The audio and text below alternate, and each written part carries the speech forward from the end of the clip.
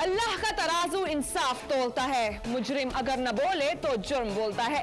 सरकशी इंसान को अंधा कर देती है। आदमी ये तसव्वुर कर लेता है कि अब कोई उसका कुछ नहीं बिगाड़ सकता, सब उसके काबू में है, लेकिन यही उसकी सबसे बड़ी भूल है, क्योंकि कुछ भी उसके काबू में नहीं रहता। वेलकम टू द शो, मैं हूं फिजा सलीम और आप देख रहे हैं जुर्म बोलता है। और देखिए आज की एपिसोड में काकड़ा की खुदकुशी, मुर्दा निजाम के खिलाफ बगावत, ब्यूटी पार्लर पर काम करती लड़की कैसे बनी डाकू रानी, मुश्किल से सबने जान बचाई लेकिन किसने घर को आग लगाई, क्या से क्या हो गया इंसान, पेट की भूख पर औलाद भी कुर्बान, जंग में अपनी नौयत का पहला वाकया, 40 मुसल्लह अफराद का गांव पर धावा, करप्शन छुपाने का अनोखा अंदाज, जला दिया सरकार का रिकॉर्ड। और इसके अलावा देखिए और भी बहुत कुछ सिर्फ आज के एपिसोड में। वडेरों की सरपरस्ती में गुंडागर्दी और फिर उस पर पुलिस की मनमानियां, वजीरिस्तान की पहाड़ियों से हिजरत करके भक्कर पहुंचने वाला खानदान कैसे भड़कती आग की लपेट में आ गया।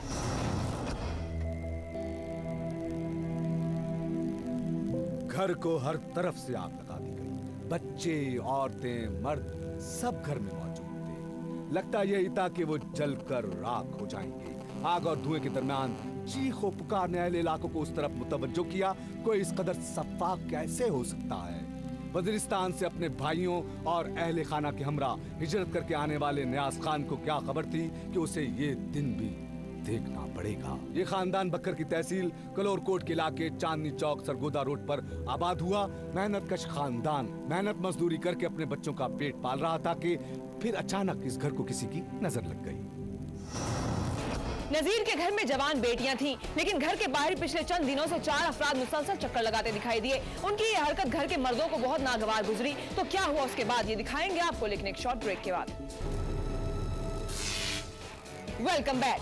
बाहर मंडलाते अफराद को उस घर के मर्दों ने मना किया और फिर यहीं से उस खानदान का बुरा वक्त शुरू हो गया।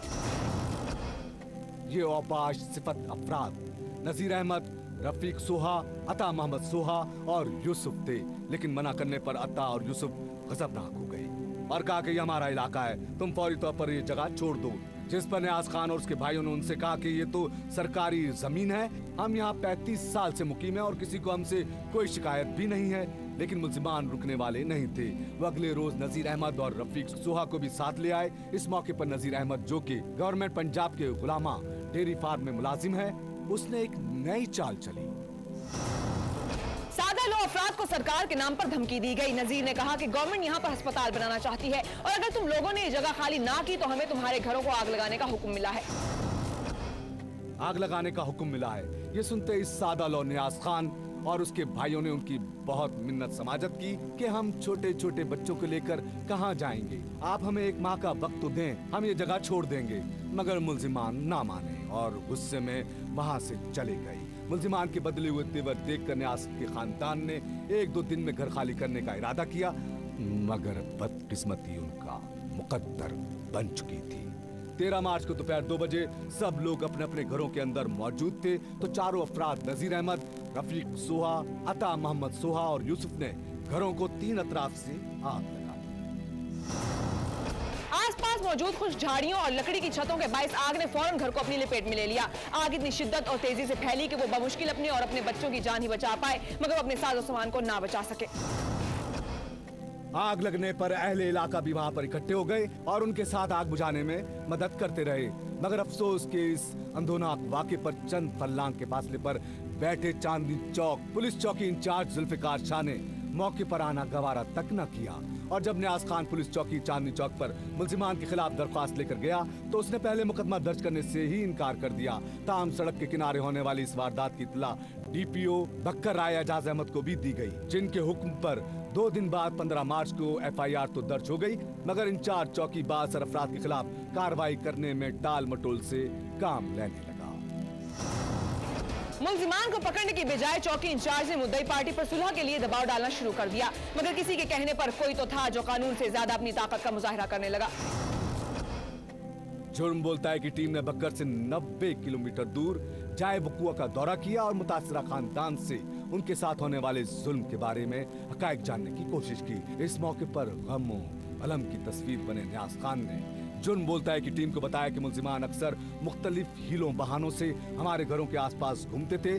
जालिमों ने सारी जिंदगी की जमा पूंजी 1,50,000 रुपए, हमारी बेटियों के जहेज के कपड़े और जेवरात सब तबाह कर दिया। 2 दिन तक चौकी इंचार्ज जुल्फिकार शाह ने हमारी दरख्वास्त तक वसूल न की। अब पुलिस हमें ये कह रही है कि हम झूठ बोलते हैं। न्याज ने एक और हैरानकुन इंकशाफ भी किया कि चौकी इंचार्ज कहता है रफीक अहमद सोहा और नजीर अहमद एमपीए सनाउल्लाह खान मस्ती खेल के खास आदमी हैं। अगर तुम एफआईआर से उनके नाम निकाल दो तो मैं कार्रवाई करने के लिए तैयार हूँ। ये सुनकर न्याज कहता है कि वो सनाउल्लाह मस्ती खेल के डेरे पर गए और उनके भाई अहमद हसन खान मस्ती खेल को सारा वाकया बताया और कहा कि हम भी तो आप लोगों को वोट देते हैं, आप हमारी मदद करें। लेकिन तसल्ली बख्श जवाब न पाकर हम वापस आ गए। न्याज के खानदान का रुकन सूबाई असेंबली पर लगाया गया इल्जाम क्या सच पर मबनी था या फिर महज वक्ती गम और गुस्सा या फिर किसी पुरानी रंजिश की कड़ी, ये सब जानने के लिए हमारी टीम ने एमपीए से राब्ता किया। एमपी सनाउल्लाह खान मस्ती खेल से टेलीफोन पर राबिता किया गया और मौक़िफ़ जानने के लिए बात की गई तो मौसूफ शहर में मौजूद न थे। ताहम हमारे नुमाइंदे अब्बास खान ने एमपी सनाउल्लाह खान मस्ती खेल को फोन पर बताया कि आप पर इल्जाम लगाया जा रहा है कि आप मुल्जिमान की पुष्टपनाही कर रहे हैं जिन्होंने चांदनी चौक पर न्याज खान और उनके भाइयों के घरों को आग लगाई है। तो एमपी सनाउल्लाह खान मस्ती खेल ने कहा कि ये पठान लोग दरअसल सरकारी जंगल की लकड़ी चुराते हैं और फिर उसको बेच देते हैं।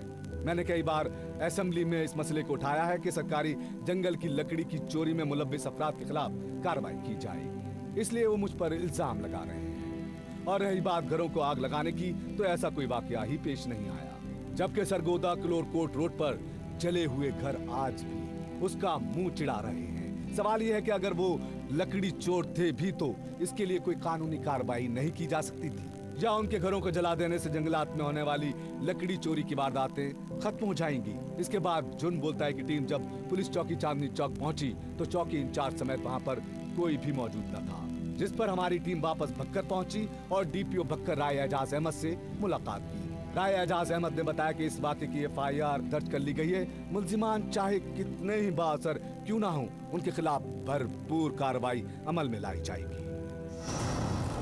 उम्मीद है डीपीओ भक्कर अपने वादे के मुताबिक इस वाकये की इंक्वायरी करवाएंगे और जिम्मेदारान से पूछगछ की जाएगी, क्योंकि कानून की नजर में सब बराबर है।